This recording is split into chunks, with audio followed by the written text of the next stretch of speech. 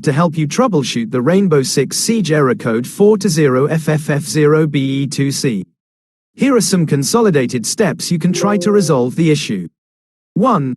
Verify game files.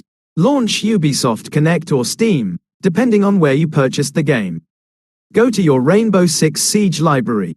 Locate the Verify Files or Repair option. Exact wording may vary.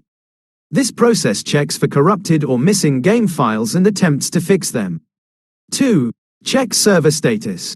Visit the Rainbow Six Siege server status page, linked to www.ubisoft.com. If there are ongoing server outages or maintenance, you'll need to wait until they're resolved. 3. Update network drivers. Outdated or malfunctioning network drivers can sometimes cause connection issues. Press the Windows key +R, type dev mgmt link to .msc, and press Enter to open Device Manager. Expand Network Adapters, right-click on your network adapter, and select Update Driver. Choose Search automatically for updated driver software, and follow the on-screen instructions. 4. Flush DNS and renew IP address. Open Command Prompt as Administrator, search for CMD, right-click, and select Run as Administrator. Type the following commands one by one, pressing Enter after each. ipconfig, flush DNS. ipconfig, release. ipconfig, renew.